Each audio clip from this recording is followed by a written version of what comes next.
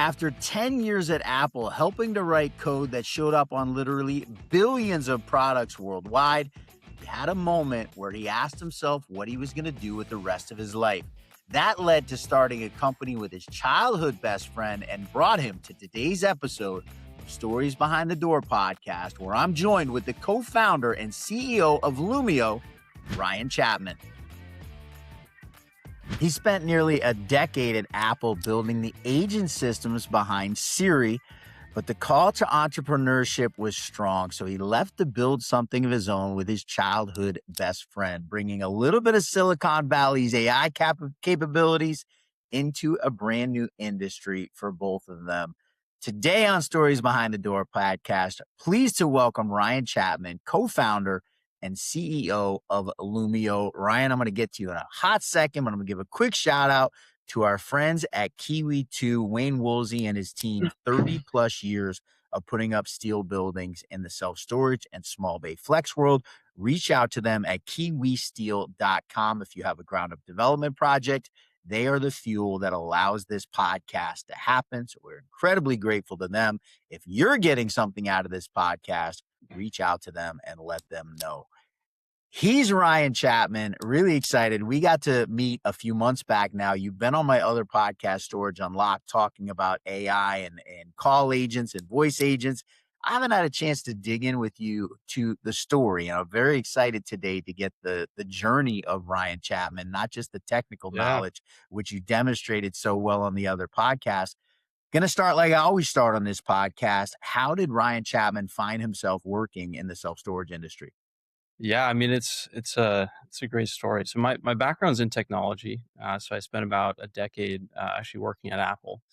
So the team that I was on, we were building some machine learning and software projects, like predicting the next app you might want to launch. And so for me, around when ChatGPT came out, I was managing a team, Agent Systems. So we were building AI agents for Siri.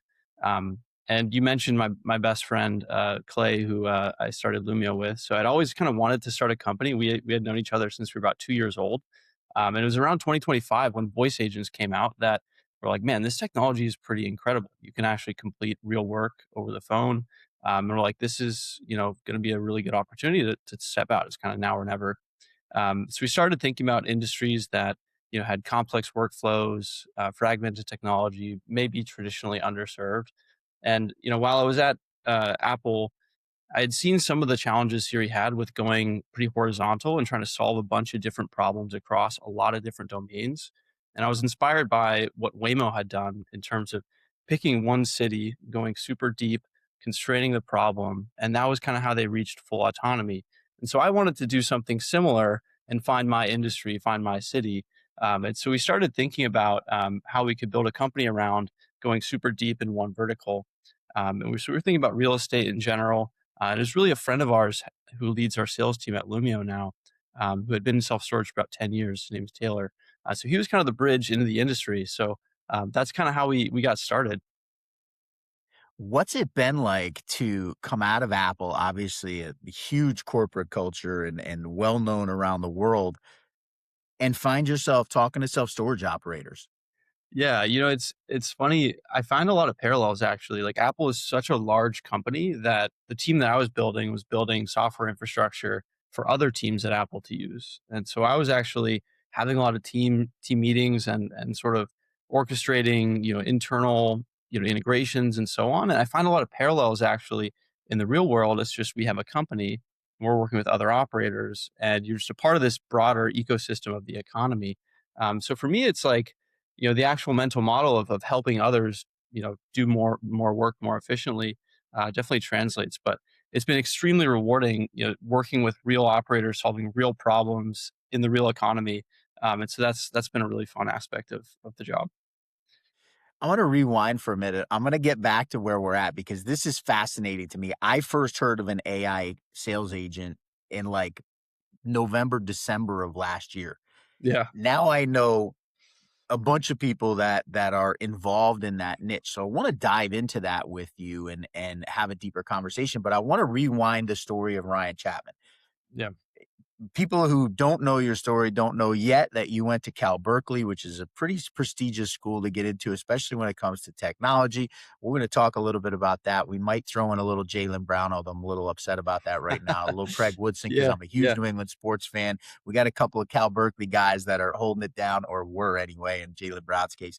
I want to rewind even behind that, because getting into Cal Berkeley doesn't happen on accident. When did Ryan Chapman know that A, technology was going to be something that you wanted to get involved in long term in your life, and B, that yeah. you were going to be on this path to go and listen, you know, not an easy school to get into, and you got to do some work ahead of time to even have the opportunity to go there. Take me through that journey. Yeah, I mean, so I grew up down in San Diego. I feel like when I was a kid, I was always extremely curious. I always liked trying to understand how the world worked. I think I had a friend at one point who called me Wyan because I asked why so much. And so for me, it was, I always excelled in school, and math and science were kind of my favorite subjects, naturally, because I really like just understanding kind of the world around me. And I was fortunate enough to get into UC Berkeley, and surprisingly, I actually got in for bioengineering. That was my initial major, and the reason was mainly because growing up in San Diego, there wasn't a lot of technology down there, a lot of entrepreneurship, and I had some family that were in the medical space, and so I thought, okay, maybe I want to be a doctor, and so kind of combined math and science, and end up getting into UC Berkeley. And it wasn't really until I was in the Silicon Valley in the Bay Area that I was kind of pulled into entrepreneurship and technology. And my first experience with computers and computer science was back when I was maybe 12, 13 years old. I took some computer science classes, and I really enjoyed them. I actually, it was just very natural for me to problem solve. But I never really fully imagined myself doing that as a career until I was at UC Berkeley. And I remember I was helping some of my classmates, or my hallmates, with their homework. And they were studying computer science, and I was helping them, but I wasn't actually in the class. And I was like, okay, this is probably an indication that I should go take some computer science classes. And just kind of following my natural passion, I ended up switching my major to computer science and engineering. Got involved in entrepreneurship. I started a mobile app for freight truck drivers with some friends, and won some entrepreneurship competitions. And so that was kind of my first taste of it. And I think since then, I'd always kind of wanted to go out and build a company. I felt like, yeah, recently has been the timing has been right. No big story here. Like, it's not like you're at, the community college of San Diego helping people down the hall do computer Yeah, science yeah, class. You're at Cal Berkeley helping other students that got into Cal Berkeley do computer science homework. Says a little sure. bit about who Ryan Chapman is. That's awesome. I'm always fascinated by the entrepreneurial journey. The people that view the podcast know I haven't had somebody else sign the front of my paycheck in 25 years. I often ask myself why I'm crazy enough to have gone on that journey, but I have. Yeah, And so always like to ask people about that, because you're at Apple. You've got a really nice role at Apple. You know, that's a lot of security. yeah. You have a family, you got a young family. What is it that made the risk of going and starting Lumio less risky than staying at Apple? Yeah, I mean, I think for me, it really came down to, when I'm 80 years old, looking back at my life, like, what would I regret more? Like staying at Apple, or going off and building a company with my best friend, and building something meaningful with people I love. And it actually goes back to college. We were talking about kind of helping people their homework and building companies then. And I remember I was interning at Apple while I was at Berkeley. And I remember seeing people who had been at the company for 10 years and thinking, man, how do these people stay here for so long? And, of course, that was me 10 years later. And I think it's easy to lose track of kind of what you want to get out of life. And you kind of stumble into these great jobs, quite frankly, out of ambition, out of school. You just do the next thing. And I think I gotten old enough that I started asking myself, what do I really want out of life? How can I design a life that I feel fulfilled by, that I won't regret any of the decisions I made? So for me, it was never about risk. It was always about, what kind of life do I want to live, and who do I want to build that life with, and who I want to work with. Ultimately, came down what it came down to. I love the fact that you were asking that good of questions. You're a young guy, and to have that life perspective that early in your life, it bodes well for what the next 30, 40, 50 years of your life are going to look like. I sort of wish I was that smart when I made the decision to become an entrepreneur, and I did it that intelligently. I want to ask you, what was it like? Let's go back to interning at Apple and walking into Apple. Listen, I Yeah, was, quite frankly, I was alive when Apple was founded, and I can yeah, remember the first. I played on a MacBook for the very first time in a dorm room at Eagle Brook School in Deerfield, Massachusetts when I was in ninth grade, which must have been 1988. So can remember like the nascent years of that company. And it was a massive thing in 1988 when maybe 1% of Americans had a desktop computer, let alone an Apple. You walk into Apple in the 2010s, I'm guessing, and it's this corporate behemoth worldwide, well known. What was it like? Talk to me about what you felt when you walked through the doors. yeah. I mean, I'd always been a big Apple fan growing up. I had an iPod Touch, a phone, and I would always play with it and jailbreak it and try to I install love that things you I just wasn't said you had an supposed to. iPod Touch as you were growing up. An iPod Touch came out, I was already well Yeah, into adulthood. yeah. Anyway, I mean, you just aged me well, Ryan. yeah, Thank you. yeah. I guess I aged myself, but I think I'd always been a big fan, and so for me to join that company, I felt this great honor, and everyone at the company, you realize very quickly, is extremely pro Apple, and they're big fanboys. They really love what they're doing, and they love the Yeah. mission that Apple's on to kind of fulfill and enrich and surprise and delight the users. And so, just from day one, I felt like a part of this kind of this family of people.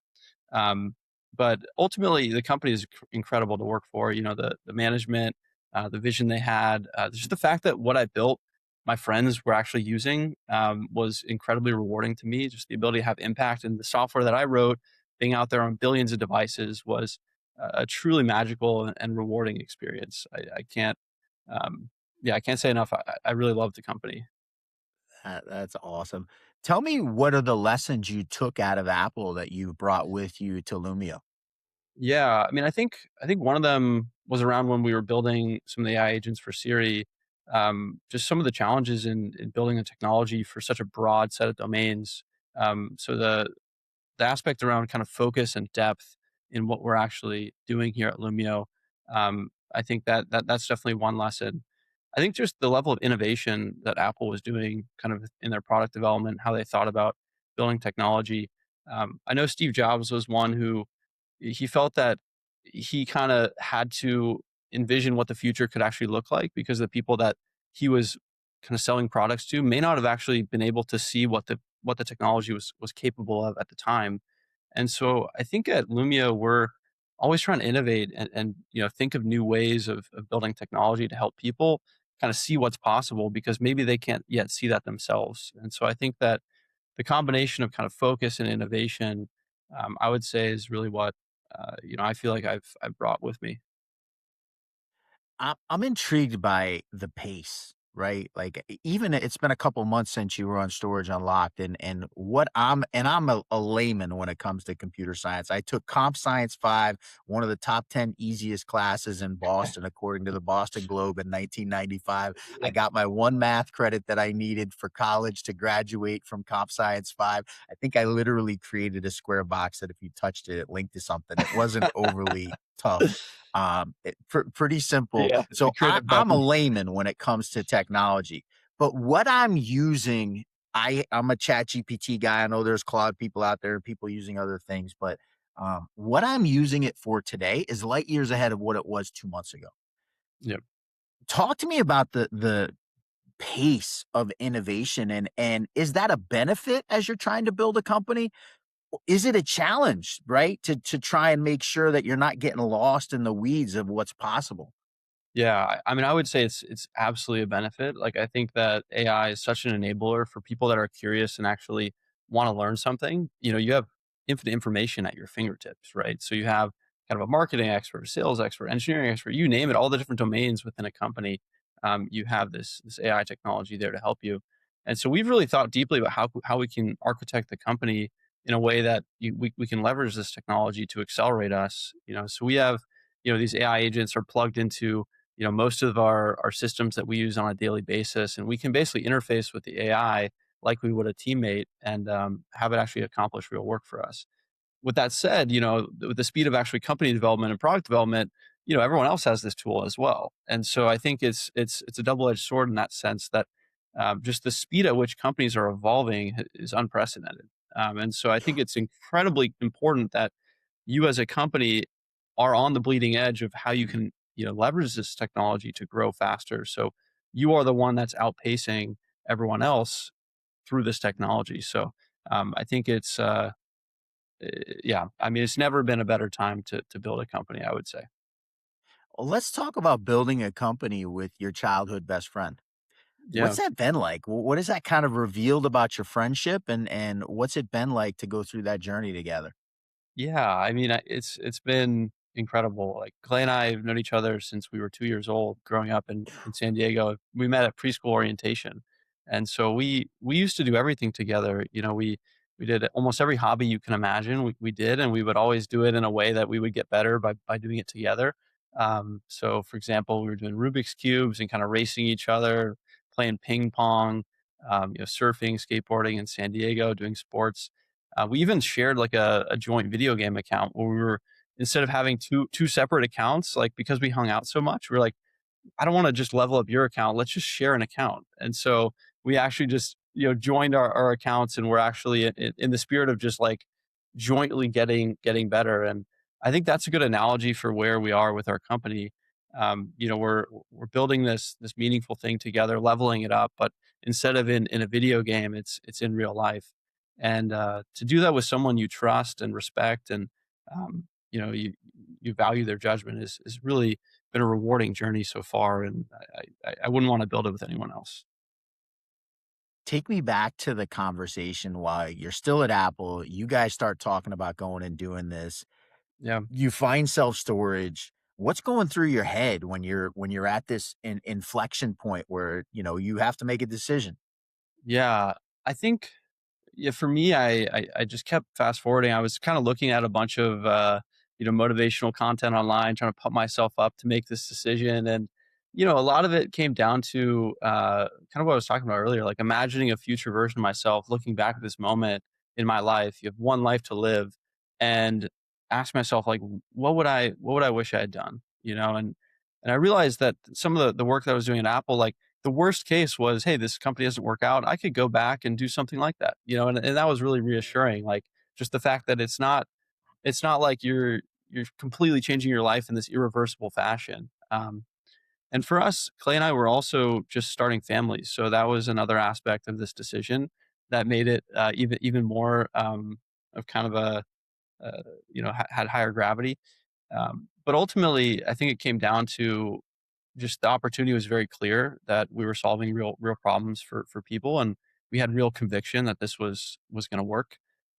Alongside the fact that we'd wanted to do this for a long time together, and I think those two ingredients were pretty important. I'm gonna come back to Lumio because I wanna dive in a little bit to what you guys are actually solving for and the actual Yep. functional challenges that you're helping operators solve. Before I get there, I wanna go down this road a little bit further. I've told you I'm fascinated by entrepreneurship. You talked about kind of watching motivational things to kind of give you Yeah. that little Yeah. plug. What do you attribute that desire to? Like, is there a mentor? Is there books you read along the way? Things you like, what is it that kind of stoke that fire in Ryan Chapman to have the look, you're starting a family. There's a lot of people on earth that the last thing they're doing is leaving the job at Apple to go out and take the risk of, yeah, maybe you can go back and get another job. But most people aren't wired to think that way. What do you attribute that to with Ryan Chapman? Yeah. I mean, I think for me, I've always been a real advocate of growth mindset. So really believing that you can accomplish anything if you put your mind to it, and that led me to do really well in school. And so when I would get something wrong, it was actually an opportunity for me to learn. And I think at Apple, I had learned so much. I was so grateful for where I was, but what I was looking to do in life was different. I think I wanted to design a life around continued growth and learning. And I realized that pretty late in my career that like, what do I actually want to get out of life? Like, became a question that I asked myself. And um, I realized my career was also about to change. AI is coming in. It's about to completely change how everyone is doing work in software. And so I realized I need to go learn something new, which was, let's figure out how to leverage this technology and reinvent my career effectively. And through that growth mindset, I was able to have the confidence that I could do that and sort of rebuild my skill set and learn how to build an AI native company. And I felt like that was where I wanted to move my career at that time. And doing it with Clay and having the conviction around Lumio just made that much easier. It's always fascinates me. You said I've always sort of had that growth mindset. Can you pinpoint where that came from in any way? And by the way, I'll Yeah. preface this by saying most entrepreneurs I ask this question to can't. Quite frankly, I'm kind of like, but I'm interested to know, is there someone or some time when you realize that? I it's hard to attribute it to a time or a person. I'm trying to think back to my childhood. You're not alone in that, Ryan. Let me tell you. And Yeah, when I first asked the question on the podcast, I can remember the first show that I got into this.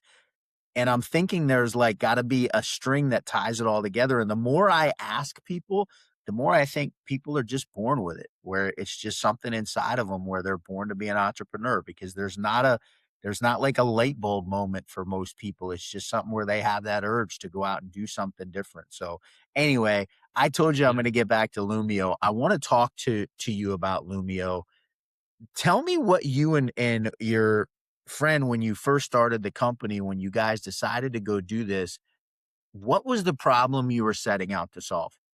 yeah. I think for us, we realized, is sort of there's a lot of people spending a lot of time answering phones for self storage operations. I think the call center in general was very expensive. There was long hold times. The people didn't necessarily understand the facilities and the way they operated, and couldn't actually communicate the policies in the way that the operators wanted.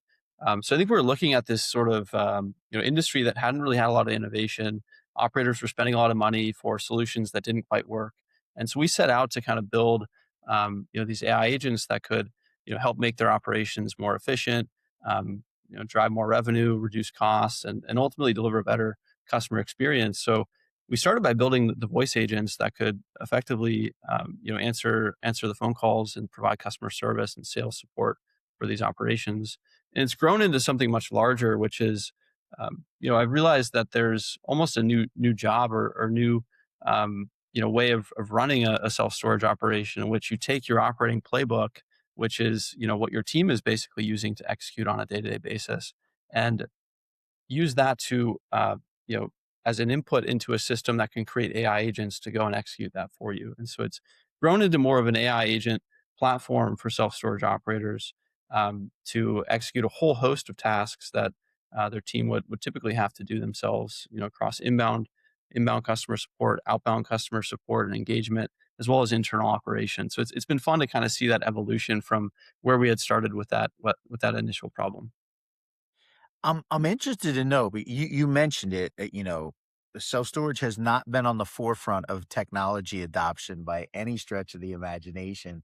What was it like to kind of break through the barrier with operators to be able, listen, let's be realistic. Public is doing this in-house, Extra Space is doing this in-house. It's not like you're going to go to the big REITs and necessarily have that be your first customer. You're talking to generally smaller to medium level operators. What was it like when you first started talking about what you guys could provide? What was the immediate feedback you were getting from operators? Yeah, I mean, the first large operator we worked with was Rec Nation at about 70 properties, and we rolled out to them the end of last year. I think their immediate feedback was very, very positive. They were honestly impressed that the technology was capable of doing this and sounding so realistic and human that they started realizing that these agents could execute what their playbook was even better than their team in some cases. So it's always been a really positive and um, you know, eh, rewarding experience working with these operators to actually take their decades of knowledge in the industry, many of which had started out kind of from the ground up, risen through the ranks of operation. So for us, it's been probably like a joint uh, the exploration of innovation in terms of what's possible. And we really believe pretty strongly that we want to co-design and develop our solution alongside some of the best operators that we work with. And so we really welcome their feedback, and um, we want to build a solution that we both think is going to provide a lot of value over time. And so oftentimes these operators will give us some feedback, and the next day we'll come back saying, "Hey, here it is. What do you think?" And so it's that tight iterative loop that ultimately has brought Lumio to where it is today. I love that your first client is the leader in the boat and RV storage world or Yeah, by leaps and bounds, right? For those that don't know Rec Nation, yeah, they're the largest owner and operator of boat and RV by a fair amount right now, which is pretty cool get for your first deal.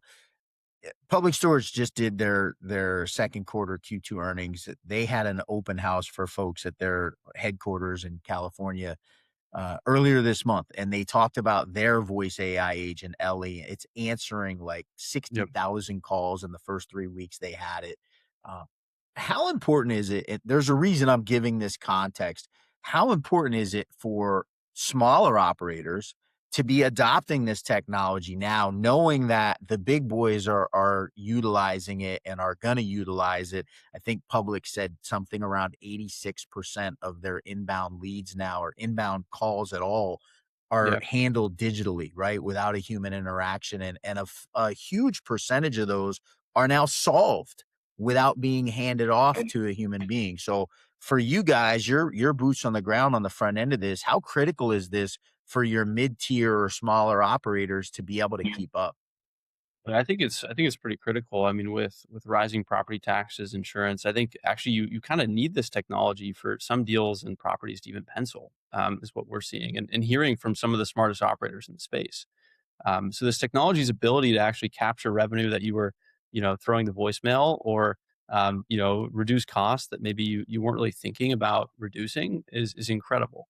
So it's kind of enabling this new operating model that I kind of described earlier, where you kind of it's enabling people to move into remote management in a even more capital efficient way than what they were doing before, which allows them to compete in the markets that are already quite competitive. So to me, it seems like it's as important as having a website was back in the day, and a lot of people didn't think you needed one, and the ones that didn't think they needed one lost pretty badly to the ones that They had them. So I they think it's didn't just last. the next step change in the industry is my belief. Ryan, cannot thank you enough for taking some time. I could keep going down a rabbit hole, but I always try and keep this to a half hour and honors people's time. I'm going to ask one last question, which is you shared a gaming account with Clay. Yeah. Favorite game? What was the go to for you guys as you were gaming as kids? This was this game called RuneScape, where you had this character that explored this digital world, and you had a bunch of skills that you were leveling up, and there was just infinite potential possibility. And so that was kind of my favorite game growing up, that we had played together. And fun fact, our password was actually basically RCCJ So Ryan Chapman, Clay Jones, best friends forever. So I feel like that's a Uh, nice little bow to the to the podcast here. that is absolutely a little bow. I'm gonna get connected. I'm gonna have you connect me with Clay because we definitely got to get him on the You podcast here absolutely coming should. up in the next few Yeah. months. As I said, very much appreciate your time. For people that haven't seen the Storage Unlocked episode that Ryan was a part of, I had a group of folks who are doing voice AI agents. Unbelievable contribution to that podcast episode. You can go to the Storage Unlocked page on YouTube and check out Ryan's contribution there as well. I'm so happy that I got to dive into the personal story and hear the journey of what brought you into the self storage industry. He's Ryan Chapman, co-founder, CEO of Lumio. I'm Thaddeus Campbell. Want to give one more shout out before I sign off to our friends at Kiwi 2 Construction, Wayne Woolsey and his team. Simply the best crews in steel. If you have a ground up project in self storage or small bay flex, reach out to them at kiwisteel.com. The earlier you get them involved, the more money they can help you save with their 30 years plus of experience. Also, got to give a shout out to my good friend Noah Starr. Uh, overall genius, data king of self-storage, data partner of the show at Tract IQ. Noah is going to be on the show coming up in August, doing a full breakdown of the Q2 earnings reports across the REITs. Look forward to that on August 20th. That's it for this week's episode of Stories Behind the Door podcast. We'll see everybody next week.